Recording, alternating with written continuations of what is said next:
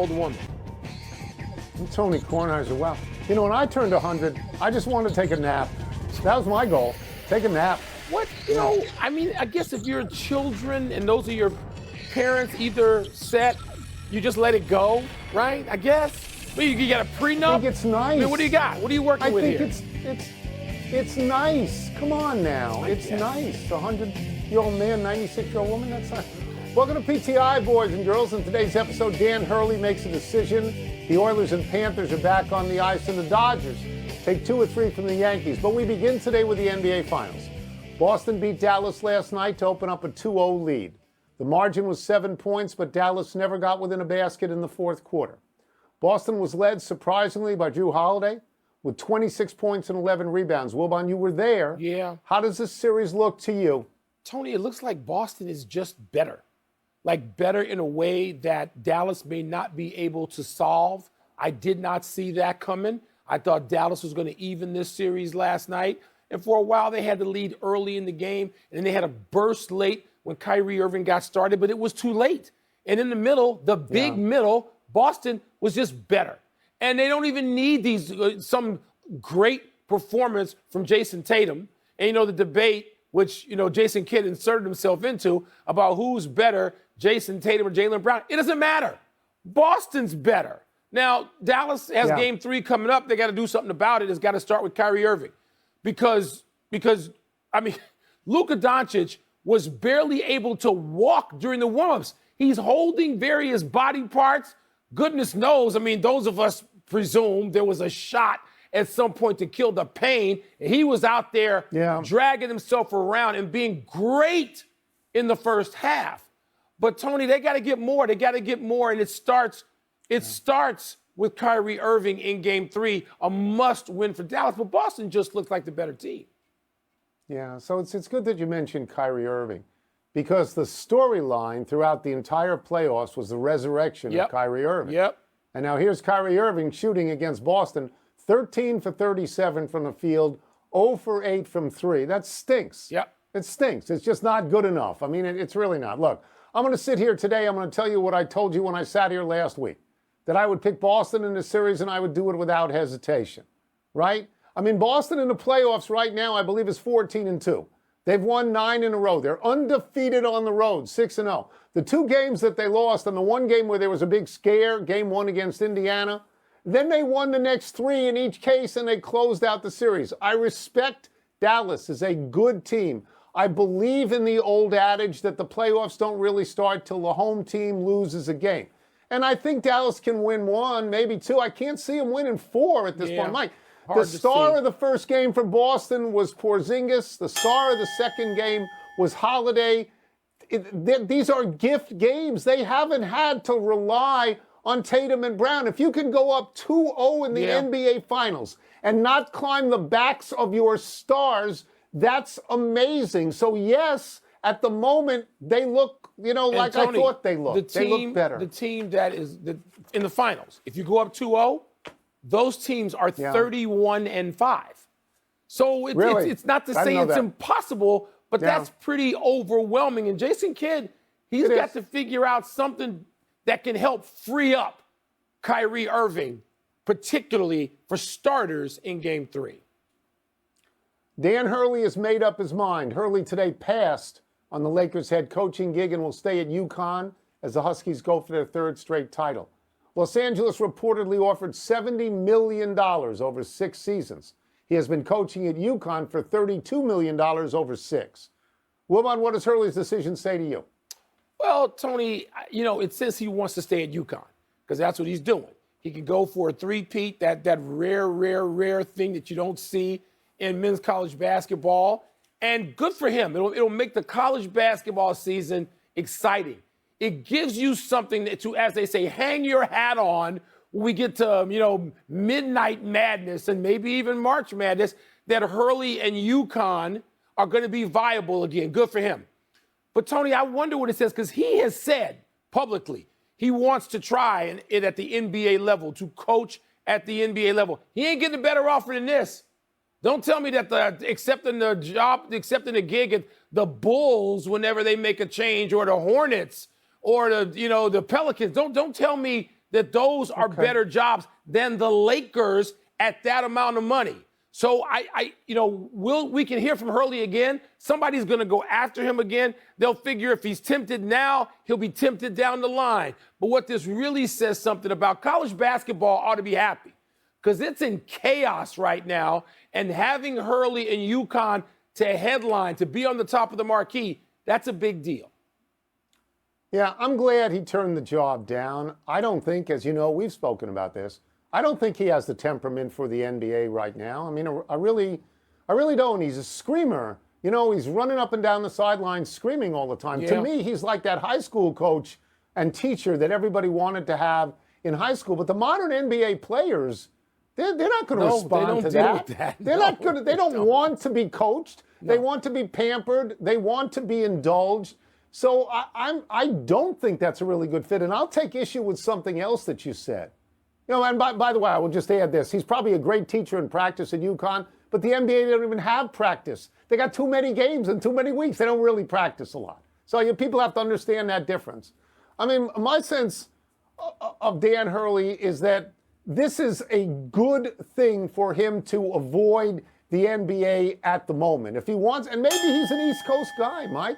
Maybe he's an East Coast guy. Maybe he wants an I-95 NBA job somewhere down the line. But I wanted to say this. The issue that I take with you, I don't think the Lakers is a good job, Mike. Let's go through the coaches. I didn't say it was a good job. Jackson. There's no issue with me. I didn't say it was a good job. Darvin Ham, 2 years. Frank Vogel, 3 years, and he won a championship. Luke Walton, 3 years. Byron Scott, 2 years. Mike D'Antoni, 1+. Mike Brown, 1+. It's you just take it for the money, Mike. The job doesn't last. It's not a good job. It's the best position he's going to be offered in the short term in the NBA. Best position. You want to compare the Lakers' job as quick as you may be fired? Would you take the Lakers' job over the Charlotte Hornets? He wants the Kentucky job. Huh? No, but that's not different. That's different. The Lakers isn't as good a job as you think, and he didn't even talk to Kentucky. He didn't even talk to them. Let him stay where he is and be happy. Stay where you are and be happy. Damn it. Be happy. Yeah, stay with those college kids in that chaotic college basketball. Do that. The Oilers try to even up the Stanley Cup final tonight in Florida. Panthers goalie Sergei Bobrovsky was impenetrable in Game 1. Stopped all 32 of Edmonton's shots on goal in Florida's 3-0 win. But the Oilers had some great chances, and winger Zach Hyman said, quote, "If we play like that, we're going to be fine," close quote. Tone, how should the Oilers feel going into tonight's Game 2? Mike, I don't think they have to win this game. I honestly don't. They have to figure out Bobrovsky at some point. Obviously, he pitched a shutout. Since the year 2000, there have only been 5 shutouts in the opening game of a Stanley Cup round. You know, so he's clearly a great goalie. But they come at you in waves of scoring. And you mentioned Hyman. They've got McDavid. They've got Draisaitl. No other team is like that. They are equipped, Mike, to win the series without necessarily winning tonight. Having said that, I'm going to go back to what I said last week, that I think everything does favor Florida at this point. I mean, Florida's got a terrific defense. Obviously, they've got a terrific goalie, and it's different than last year. Last year, they weren't healthy in the final. Last year, they had one defenseman who had a broken foot and 2 dislocated shoulders. You only have 2 shoulders, can't have 3 dislocated shoulders. And their best overall player, Kachuk, broke his sternum in the final. So, I mean, I think they're in better shape now, but I do still think Edmonton can win. I just don't think they will. But if I'm Edmonton, I do feel good about it. And, they got an old adage, and we hear players talk about this all the time, but those chances, some of those chances need to be had with more traffic in front of Bobrovsky. They have got to distract him. They got to bother and annoy him. And so they had some clean chances. They need more traffic in front of the net to just get him off his game. They better shake Bobrovsky. That's what they've got to do. You're right. They have the players to do that. We've seen them do it throughout these playoffs. They got to go back to where they were on the power play, which is overpowering. And I think Edmonton gets tonight and evens it up at 1-1. Maybe. Just remember this. They had 3 shots at a power play and didn't get any. I know. They got to be better on the power play. Coming up, was Team USA right not to invite Caitlin Clark? Yeah. And was Carlos Alcaraz's first French Open title a bigger accomplishment than Iga Swiatek's fourth. That was a spoiler alert. I don't think you can compare the Laker job to the Charlotte Hornets job. The Laker job is supposedly the most glamorous job, that and the Celtics. And I don't think it's a good job. The Wizards. They churn through coaches. The Wizards. How many jobs would you take above the Lakers in the entire NBA? Maybe 3?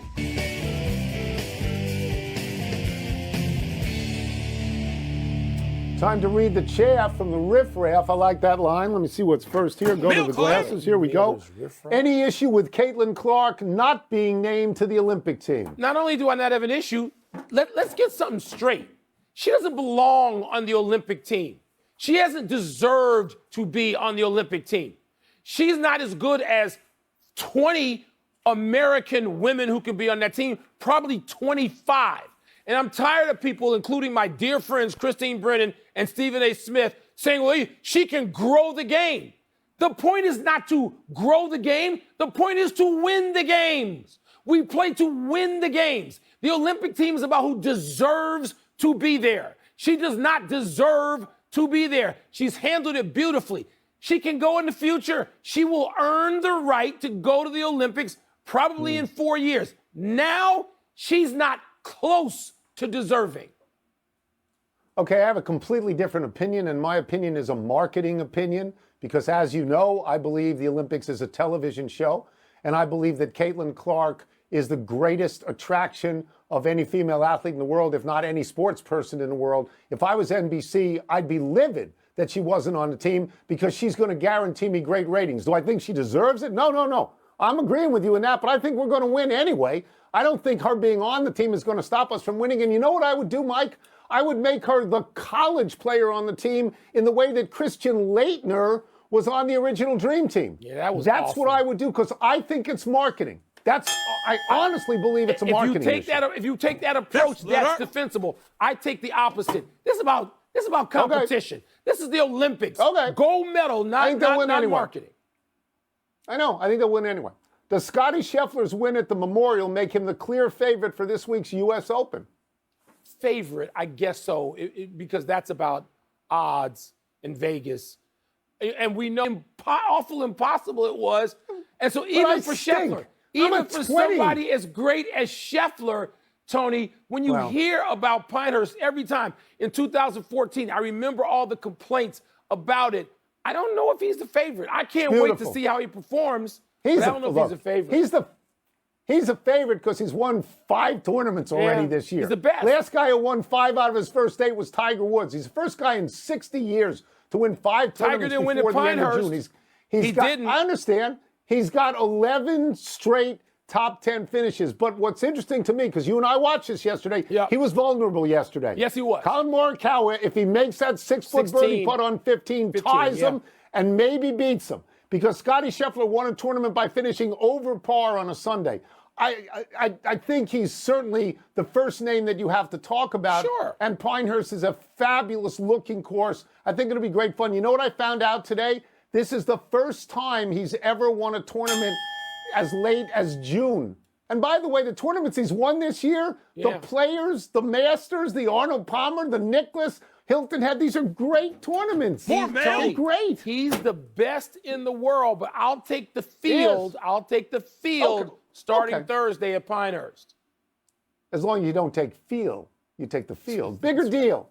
Iga Swiatek winning her 4th French Open, or Carlos Alcaraz winning his 1st? I think it's Swiatek.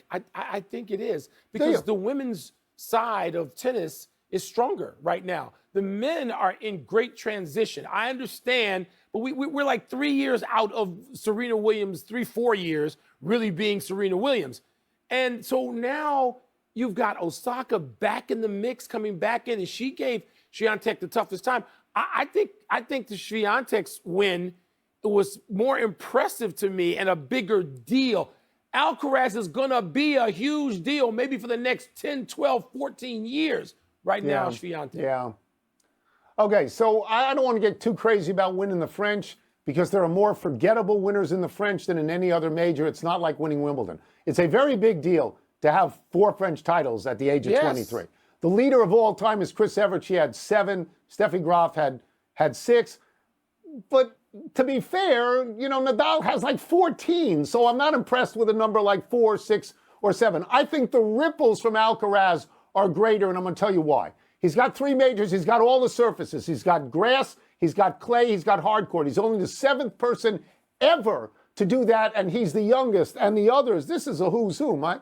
Nadal, Agassi, Federer, Djokovic, Connors, Mats Wilander. And he's only 21. So to me, Alcaraz's victory has the larger implications. You don't see it that way, well, it has implications. I'm just looking at the field. I'm looking at his competition. Right. It's still, sort of, mushrooming up. It's forming. In it's 2 or 3 years, know. I think this could be an amazing field of men again. But right now, Enough email. Let's take one last break. Still to come, my thoughts on the event everybody is talking about. Really? Door knocks. Oh. Big win at the Belmont Stakes. Yeah. Was that this month?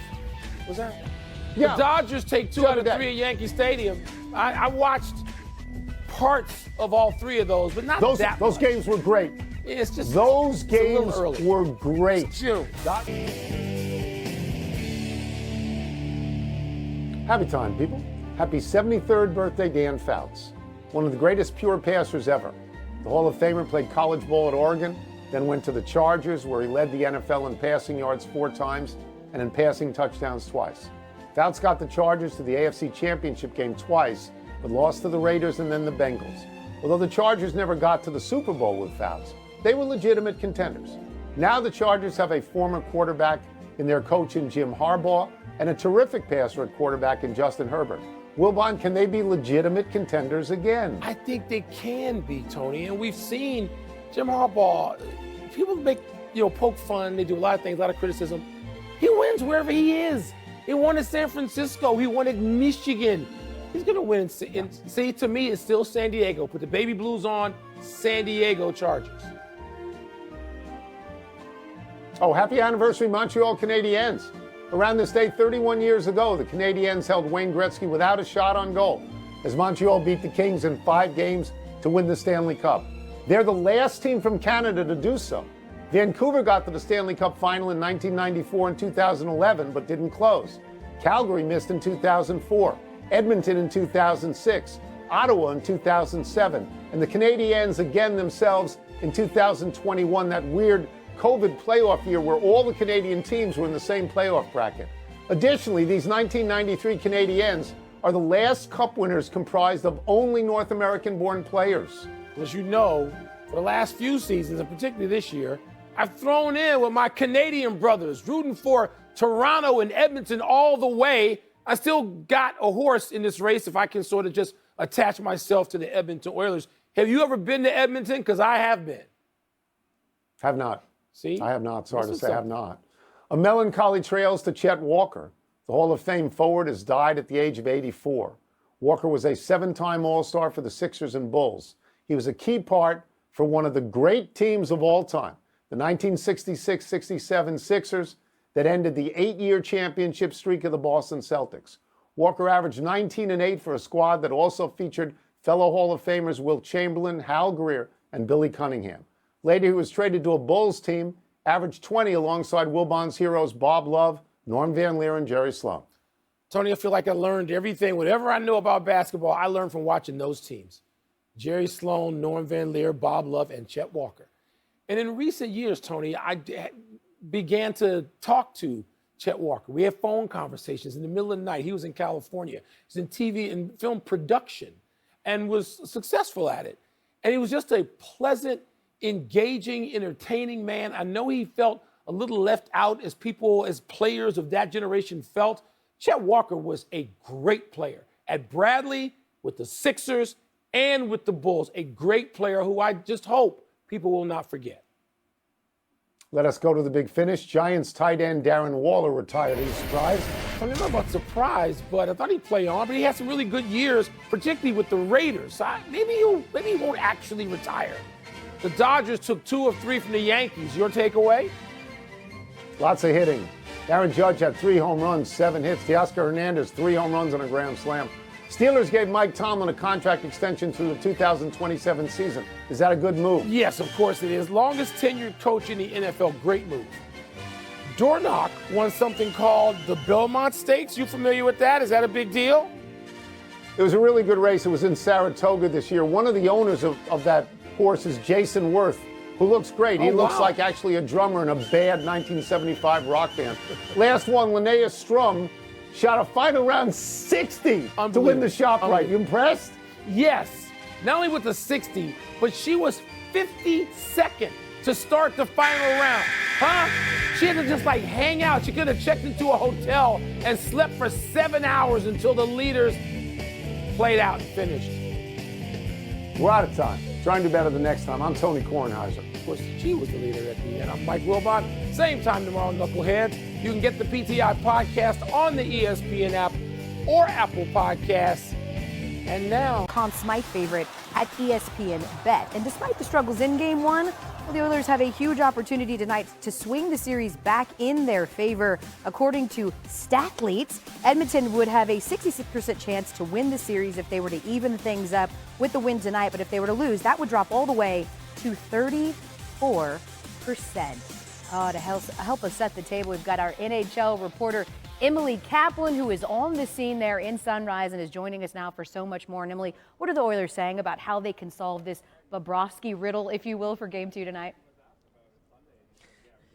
The Oilers really liked a lot of the chances that they got. They got 32 shots on goal, a lot of them high danger chances. But at this point, the scouting report on Sergei Bobrovsky is pretty well known. He's allowed 38 goals in these playoffs. 31 of them have been high. Now, you got to shoot low on him. And as Ryan Nugent-Hopkins said, he's really athletic. He doesn't give up on plays, so it's tough. Ryan Nugent-Hopkins had a very good chance himself in that first period. He said, obviously, if I could have gone it again, I would have gone high. So they know what they want to do. They know what the game plan is. The problem is it's sometimes hard to execute, but that's something I look for tonight. This team, though, is not afraid to make adjustments. They are going to make an adjustment on defense. Vincent Desharnais is coming in for Cody Ceci to play with Darnell Nurse. I just asked Chris Knobloch, their coach, a couple minutes ago, why did you make that change? And he said, we just need to get better as a group. Certainly they need to score some goals, right? It's an incredibly difficult thing to do, especially when you consider that Edmonton scored the fourth most goals in the league during the regular season. How are the Panthers feeling about what they were able to do in Game 1? You know, talking to the Panthers and being around them the last 2 days, they feel okay about the way they played. They did not like their start. They think they started the game a little too late. They like the way they shut things down in the third period. They like the fact that they shut down the Oilers on their power play. As for Connor McDavid, I think everyone went into this series and said, look what they've been able to do to start players in these playoffs. They took out Nikita Kucherov in the first round, David Pastrnak in the second round, Panarin and Zibanejad in the third round. Can they neutralize Connor McDavid? Well, Paul Maurice said today, Connor McDavid is in a different caliber, and they try to do the best they can, and that's limit the time and space. Again, easier said than done. Their game plan against him is to put Sasha Barkov, their top shutdown center, on him a lot, Gustav Forsling, the defenseman. But Nico Mikkola, the defenseman, said it best. He said, you know, you do the best you can. You're in the right positions. Sometimes he's going to dangle on you, and that's why we have a Bobby. Bobby, of course, being Sergei Bobrovsky. Yeah, the oddsmakers still very much like Florida. They're once again a slight favorite on home ice tonight. Emily Kaplan bringing us the latest ahead of Game 2, which we'll see at 8 Eastern on ABC. Thanks, Em. Other stories we're following this Monday night. How about the NFL news? Steelers head coach Mike Tomlin receiving a 3-year extension through the 2027 season. He's coached 17 years in Pittsburgh, winning 1 Super Bowl and never has gone through a losing season. Tight end Mercedes Lewis is coming back for her 19th season, getting a 1-year deal to return to the Bears. Last season, the 40-year-old set the record for most seasons played at the position. Only Aaron Rodgers is older in the NFL. In the NBA, Woj reporting that former Lakers head coach Darvin Ham is joining the Bucs staff as Doc Rivers' top assistant. Ham was Milwaukee's top assistant during the 2021 title season. To Boston jumping out to this 2-0 series lead.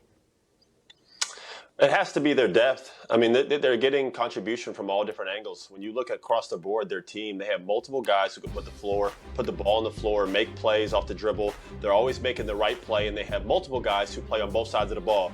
You look at Porzingis' impact in Game 1. Last night, we saw Drew Holiday have a huge impact on Kyrie as he did in Game 1. Derek White, Jaylen Brown. I mean, my God, we're going all the way down the list. We haven't even got to Tatum yet. He hasn't had to do too much. He hasn't had to force it. He hasn't shot the ball well, but it hasn't mattered too much because of all the contribution he's getting from his teammates.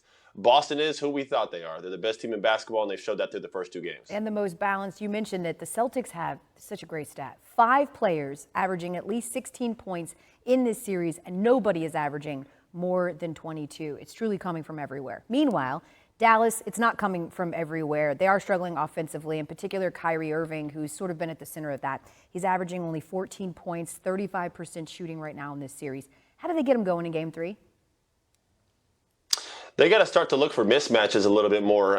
In my opinion, you got to attack Tatum and Brown. And I know, neither of them or either of them are the best defenders, but they got to figure out ways to get Kyrie going. I mean, listen, this is a guy who's used to making tough shots. Sometimes it's as simple as that, El. I mean, sometimes you just got to make shots. We looked at what he was doing versus Minnesota. He had Jaden McDaniels guarding him a lot in that series. Anthony Edwards, we're talking about top-level defenders that he was able to shrug off and score. Right now, it seems like the whole Boston thing might be getting to him a little bit.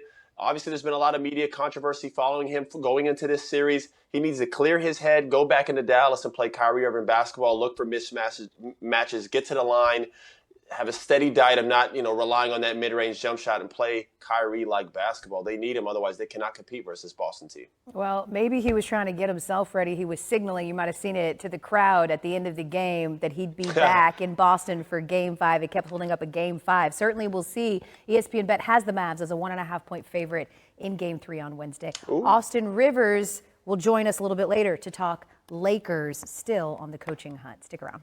And here's why. Back to our breaking news, Al. Adrian Wojnarowski is reporting that UConn head coach Dan Hurley has turned down the Lakers' 6-year, $70 million offer, and he will return to chase a third straight national championship in stores. Even before this courtship, UConn had made an offer to make Hurley one of the highest paid coaches in college. The offer Hurley turned down would have slotted him as the 6th highest paid coach in the NBA. The 5 coaches that would have been ahead of Hurley have a combined 12 NBA titles. Tony and Mike, much more in tonight's PTI bonus topic.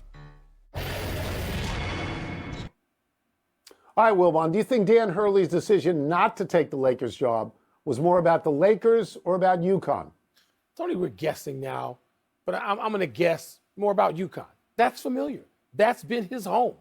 He didn't build it. Jim Calhoun did that, but he inherited something and certainly has enhanced it by winning back-to-back, and he's got a shot at a third.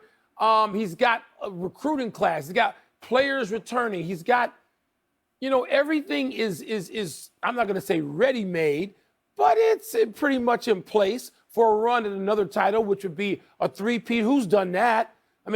John Wooden, Who's done that? Duke hadn't done that. Nobody has done that since John Wooden. So this is a good thing for college basketball, a good thing for UConn, and he's got to feel good about that. The Lakers is the great unknown. You don't know. You don't have any control in college basketball anymore, but you sure have very little in pro basketball. Yeah, I think you can answer this both ways. I could say that it was about the Lakers in the sense that they were going to give him a tremendous amount of money. But if you go down the list of the people who have coached the Lakers since Phil Jackson, nobody has any tenure. Nobody's been there more than 3 years. And they churn right through you. And if you coach LeBron, that doesn't last a long time. Even though LeBron's not going to be in a league for that much longer, the track record there is you come in and you go out and you just go out with a lot of money. I think it's possible that he's an East Coast guy, Mike. I had a friend of the family tell me about a week ago that they never thought he was going to go to Los Angeles. If he's got an itch that wants to scratch in the NBA in the next 4 or 5 or 6 or 8 years, however long it takes. Oh, there'll be teams Philadelphia, jobs. Yeah. Boston, New York, Washington. These jobs are going to come open if that's what he wants to do. I think that's possible. I agree with you. I would like it to be about UConn, and I agree with you that college basketball right now is chaotic. But I think there's a better chance that will be less chaotic than there's a chance that pro basketball players will listen to a guy who runs up and down the sideline screaming at them. Here's what he couldn't do in pro basketball for the Lakers or anybody else. Right. He can't start screaming at fans like we've seen him do. Right. So, yes, it was going to take, I'm not going to say a personality transplant, but certainly an enormous adjustment for him and evolution. He was going to have to move off that. But he's got something at UConn that's already, he's got a chance, right? He got a better chance of winning at UConn this year than at the Lakers next year. I'll say that. Mike, definitively. When he came back, when he didn't stay in L.A., when he made the announcement from the East, That's all you had to know. If he was going to take the job, he'd have announced it out there. That's he would right. stay. Right. That's it. We're done. You know he wants to be on the East Coast. Don't listen to him. Back to you.